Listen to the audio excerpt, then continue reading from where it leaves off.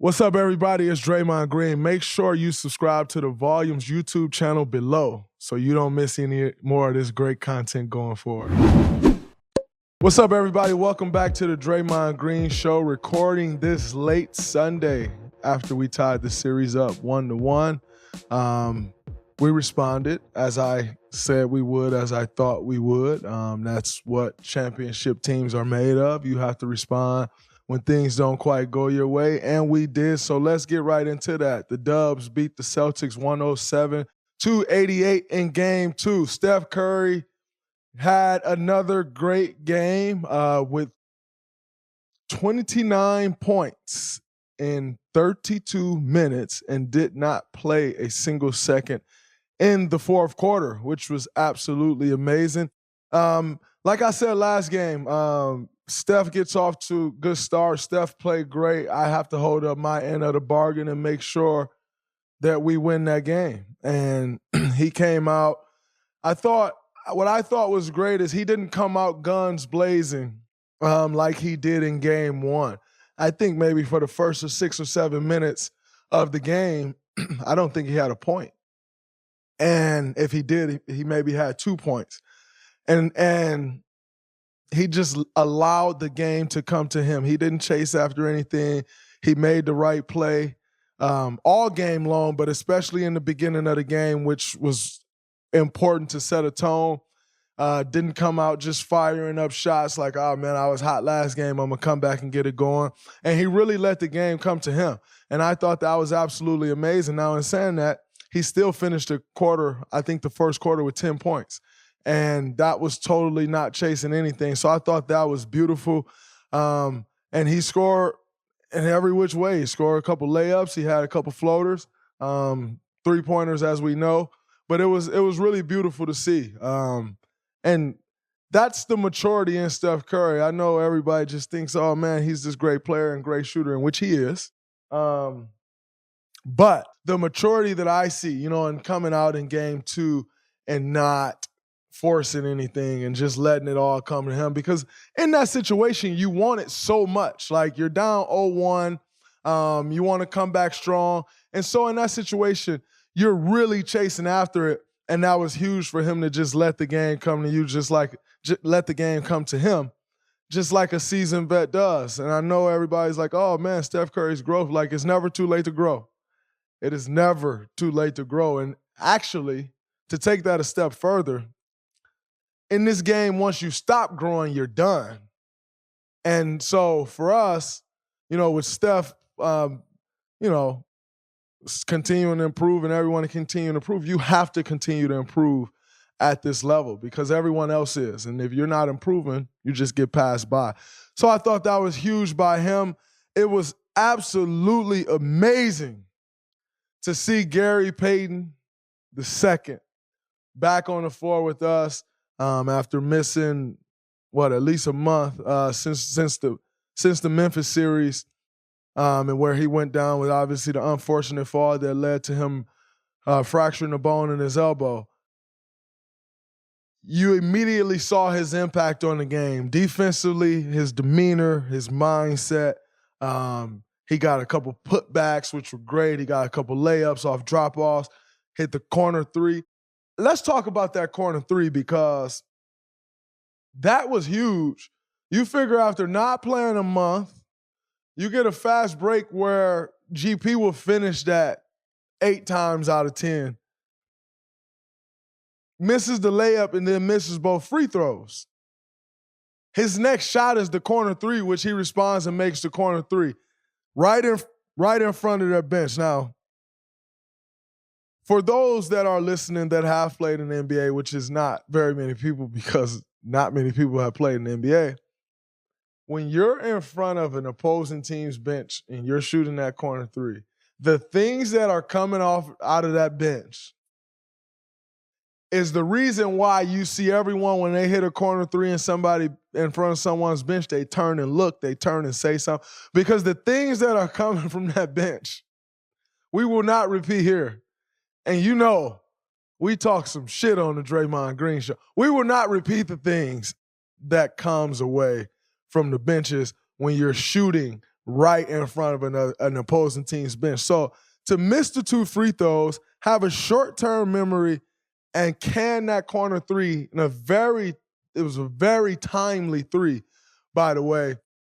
That really showed you and embodies who Gary Payton II is.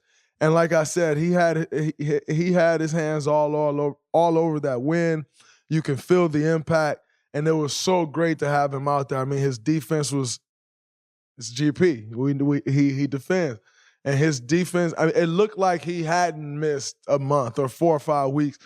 And it's one thing to miss 4 or 5 weeks during the regular season. It is a totally different thing to miss 4 or 5 weeks in the playoffs because everybody's in playoff shape. Everybody, you're tuned up. You know, the playoffs, you want to be peaking. And so for him to come back and play the way he did, it just, again, shows why he's been able to put himself in a position that he's in while going through the journey that he's had to go through. And, you know, it was absolutely incredible to see. We're happy to have him back. I know he'll continue to have a big imprint and impact on this game and on this series. And so I'm looking forward to that.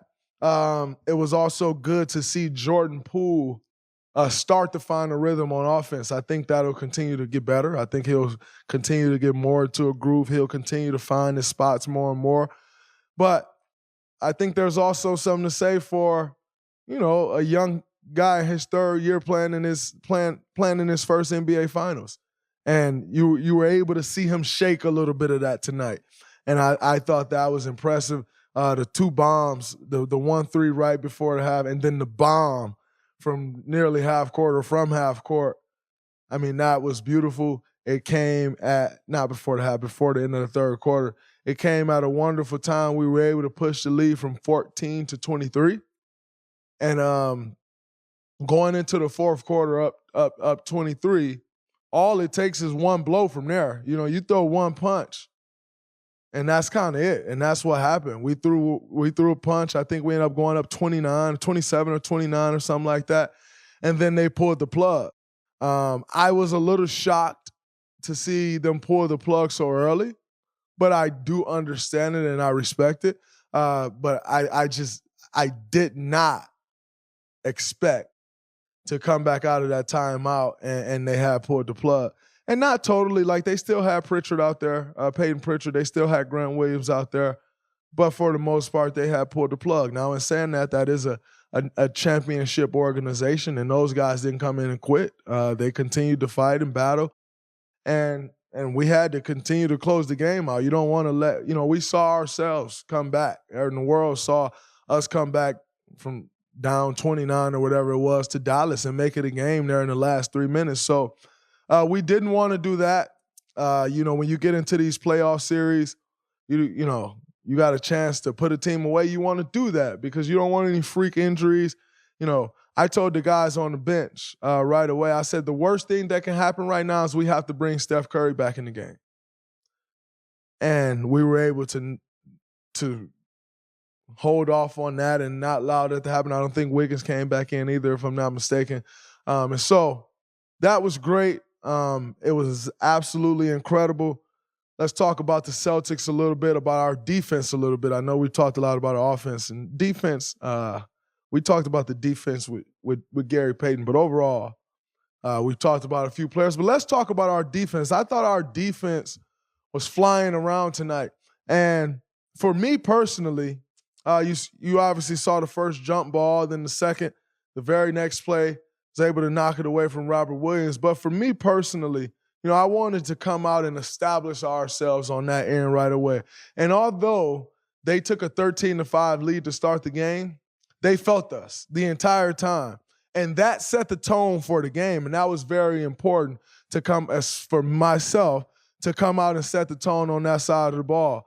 I am not someone that's going to come in the media or come on the pod and talk about what needs to be done, what I need to do, and then not back that up. And so I thought it was very important for me to come out and try to set the tone on that side of the ball, in which I was able to accomplish and we were able to accomplish. And for the most part, our defense was pretty good throughout the entire game.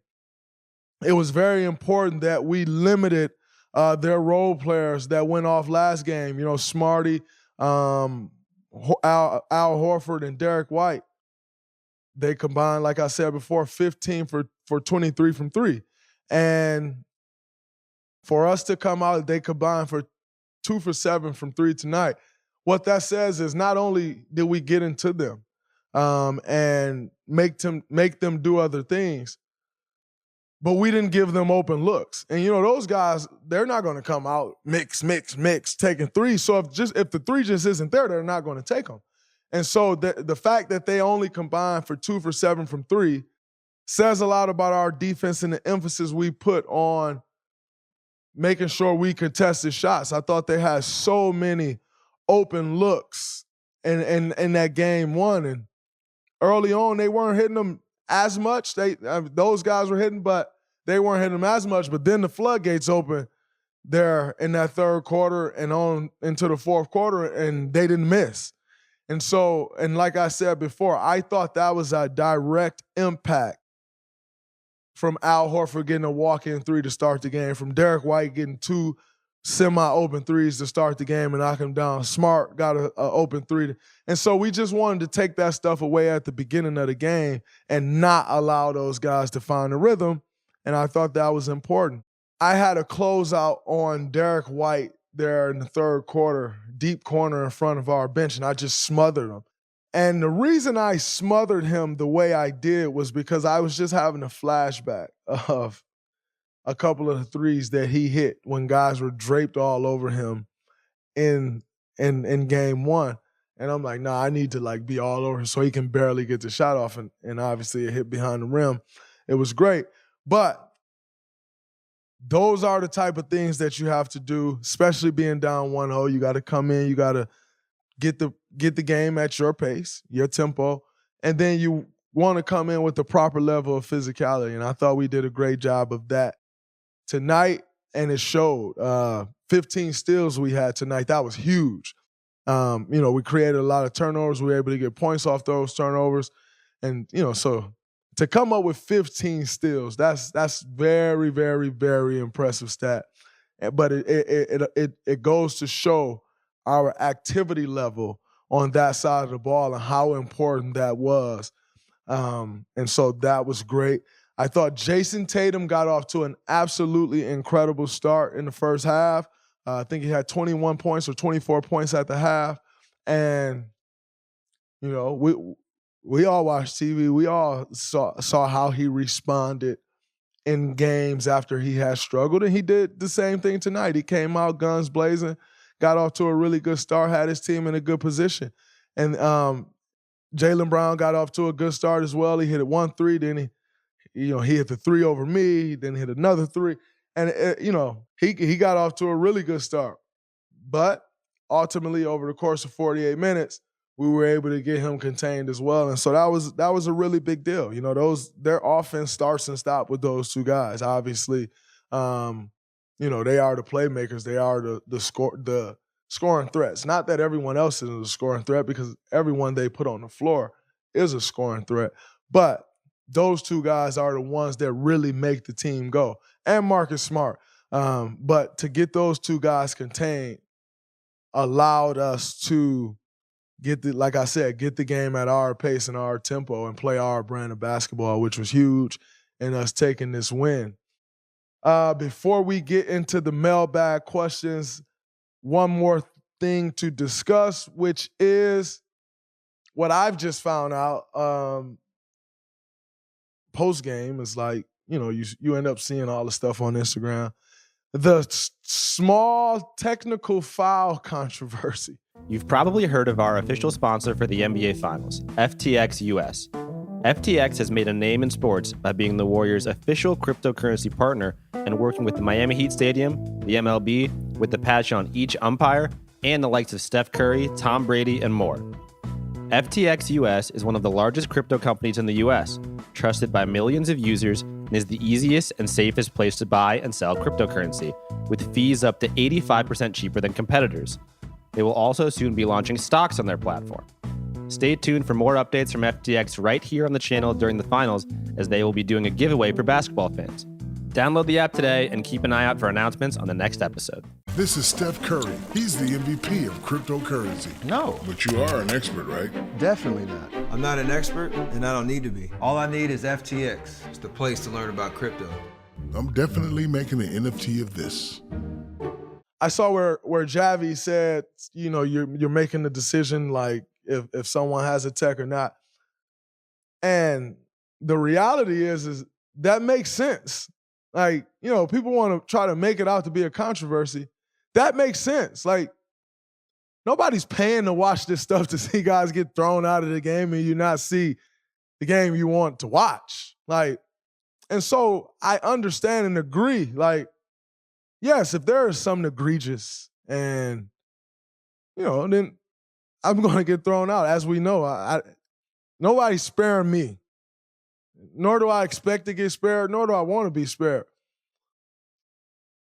But if it's something that's not egregious, probably shouldn't get thrown out of a game. So I had no close. People even thought like I was that close to being thrown out. I mean, I had no clue that people thought I was even that close to being thrown out because I don't play the game worried about getting thrown out or not. I play the game ultimately chasing the level of physicality that I want the game to be at. And however you got to get that done, you get that done. So I never goes into it or after my first tech like, oh, man, I got to tread carefully or walk lightly just to stay in the game. Like, because if I'm going to tread carefully and walk lightly, then I may as well get thrown out anyway because that's not going to help my team win. So I have to be me for my team. And I thought that was very important. I'm always going to be me. And so to hear that was like some type of little controversy or whatever was news to me. But now that I know the news and we're discussing it, you have my thoughts and my opinion and how I feel about techs or my techs. And that's just what it's going to be. 10 years in, I ain't changed up until this point. Why change now? 3 championships later, 4 All-Stars later, 7 all defensive teams later. Why change now?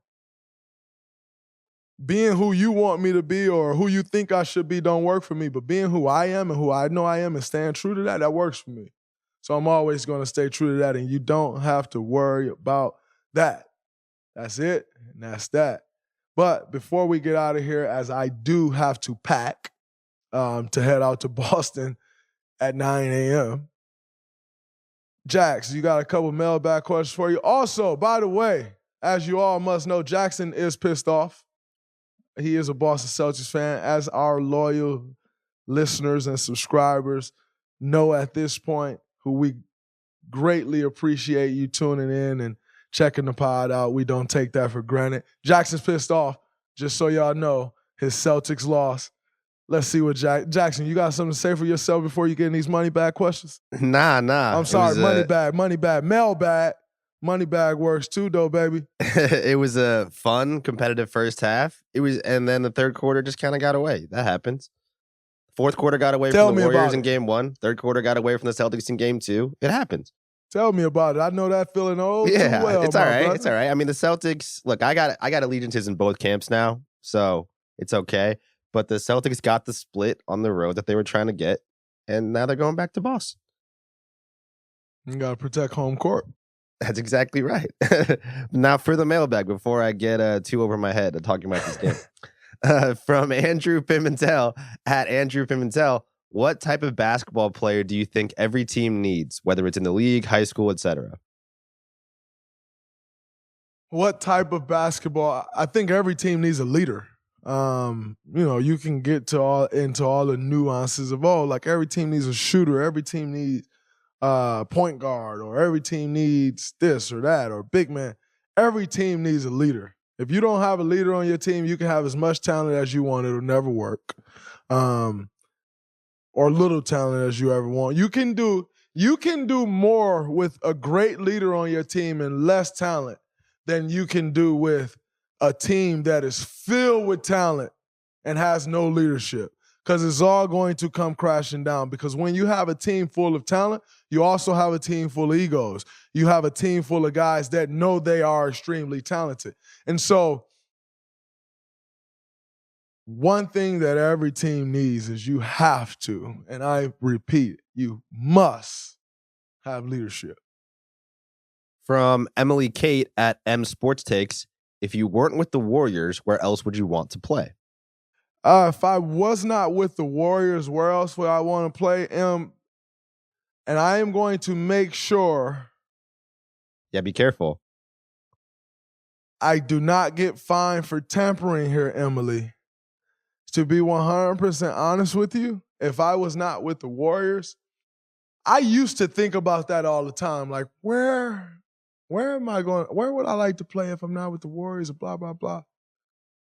And quite frankly, at this point in my career, I don't see anything else for me. Like, in my opinion, we've built this thing. No, not in my opinion. We've built this thing from the ground. Like, when I got here as a rookie, this team had won 23 games the year before. We built this thing from the ground. We were laughing stock. Nobody was checking for the Warriors. Nobody was worried about the Warriors. And so to build this thing from the ground up, it's like, this is our baby. And so I don't see anything else for me because this is so precious. Like, not often do you see some guys build something from the ground up and be able to sustain it. By the way, y'all see the microphone cap. Nobody told me. Y'all see Jackson. See, Jackson would have told me had the Celtics not lost tonight. But to build from the ground up, it's just such a special thing. So I don't see anything else for me. I can't believe Jackson just had my microphone sitting here like this. That is crazy. We're gonna get you a new one. One that fits a little better because enough of these complaints about the mic. The pop filter. Y'all know if the Celtics had won, he would be like, Dray, your mic's messed up because he want to hear more of what I got to say. I don't think Jackson want to hear it tonight. It just happened 5 minutes ago. It wasn't the whole time. Wow, right. 5 minutes ago is crazy. By the way, there's someone who's going to only watch that segment of the podcast. Like, I only want to see the last 5 minutes of the podcast and see me out here like this.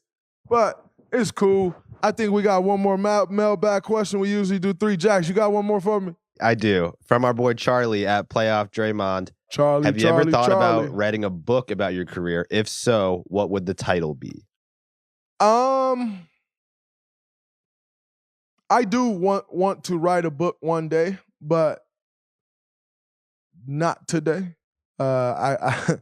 I don't want to do it while I'm playing because I just don't have the bandwidth to focus on it. Like, there's just so many things going on. But when I do write my book,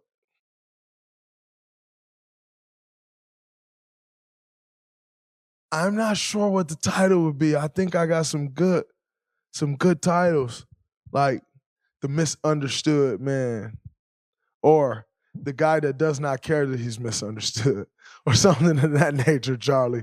I don't know, Charlie. I'm going to have to get back to you on that one because I haven't thought so deep into the book because I know I'm not writing that book no time soon. But I'll tell you what, when I do, it's going to be a great one, and it's going to be a movie and maybe even a TV series. So watch out. Because I'm coming with the whole shebang when I do write the book.